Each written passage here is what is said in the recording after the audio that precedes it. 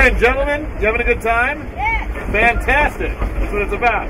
I'm here, 25th anniversary with my father, riding behind the daylight. We rode it in 1984 from Portland to Sacramento. And it's the first time he's seen it since then. And it's his birthday on Sunday, and I'm treating him to this. And I love it. They are going a little bit. Yeah!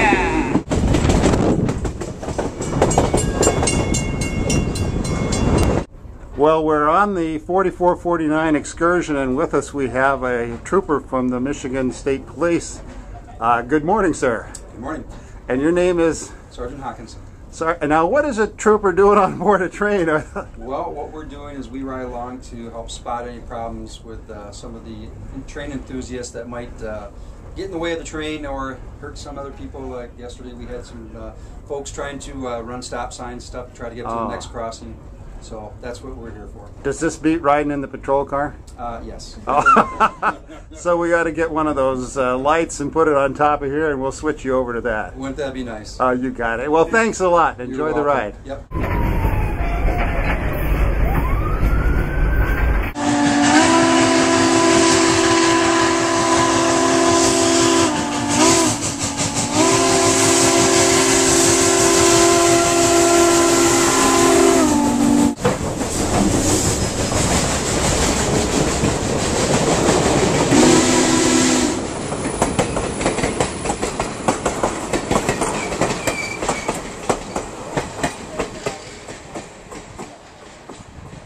Hey, I want everybody to meet Ross Rowland. Now, this guy's a West Pointer, and he always gets things done, as we know. So he's the man that's responsible for the American Freedom Train, and from that I'm going to shut up and let him tell us about it a little bit. Well, in 1969, my wife and I went to the Soviet Union because I wanted to see how the communists lived in reality.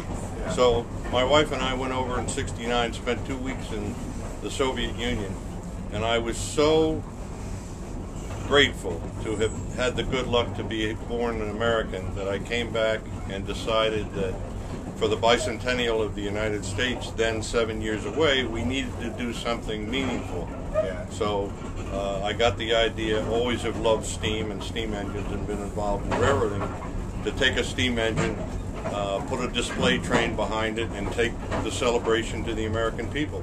And that's what we did. After being on the road for 3 years trying to get corporate co-sponsors, I made 54 corporate presentations for sponsorships and got 54 no's. The 55th one in the third year of trying was to Pepsi-Cola, and they said yes, and they became our first $1 million sponsor. And 2 months later, thanks to help from Pepsi, we had General Motors, Kraft Food, Prudential Insurance, and Atlantic Richfield as co-sponsors. And that $7.5 million let us build the train. And thanks to help from President Nixon and later President Ford, with the National Archives, the Smithsonian, and the Library of Congress, and 280 other museums and private collectors, we were able to borrow 512 original artifacts from 285, shut the door, Steve, from 285 museums from around the country.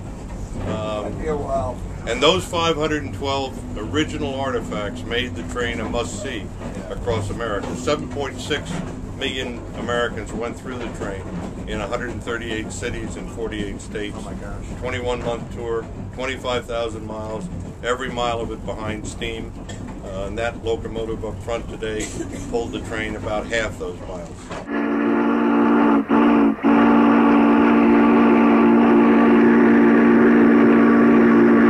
Ross, how did you get involved, or how did you find the 4449, and how did you and Doyle McCormick get together and all that sort of thing? Doyle was a young 14-year-old, started as one of my volunteers back east on the steam crew, cut his teeth with me, always loved the daylight engine, and when we got the Freedom Train funded, he went to Portland, Oregon, and headed up the effort to restore it with a bunch of seasoned professionals.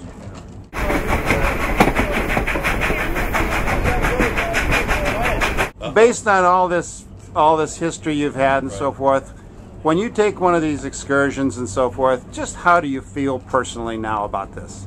I feel terrific about an event like this.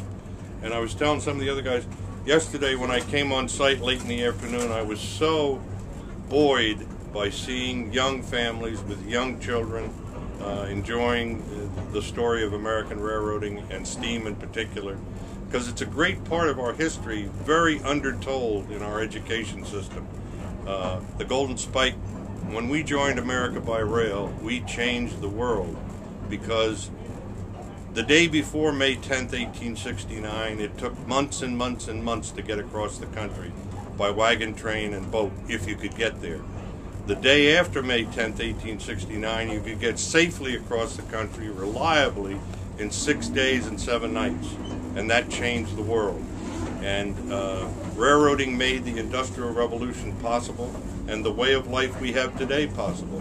So this machine, this great steam machine, has played an incredibly important role in the development of mankind.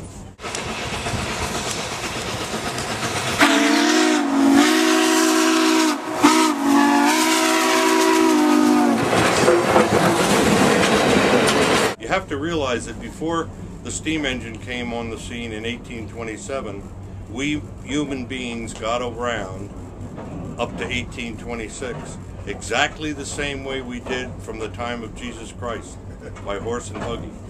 And in 1827, the world changed, and that machine up front today represents that change. That's a very good perspective about that.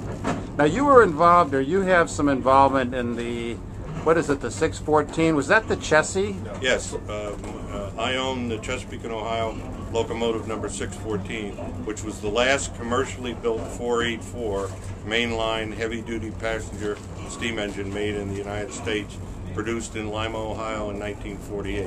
It's about 10% bigger than the Daylight, the one pulling the train today. And my engine burns American coal instead of oil, which I like better. I like the smell of it, the feel of it. I like the cinders. And the ash. I love the soot. I love the dirt, and it washes off you in the shower, unlike diesel soot, which stays on for days. But the environmentalists today have a bird. You know, they go crazy when they see that black smoke, and I don't blame them. They have a point, but I don't care. We're staying home. Good for you. Where is that engine now? It's stored right now in Port Reading, Pennsylvania.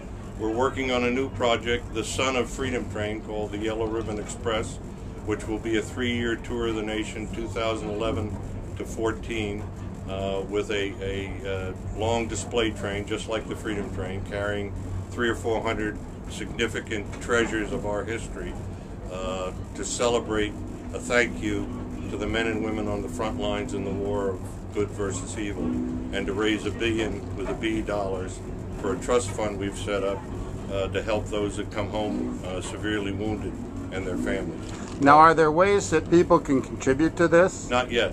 We are a 501c3 foundation, but we're not taking individual contributions yet, because we don't yet have the corporate sponsorships we need to provide the $45 million we need to build the train. So I don't want to take people's money until I'm sure we can do it. Is there a website or anything? Yes, yellowribbonexpress.com. Yellowribbonexpress.com. Yes. One word? Yes.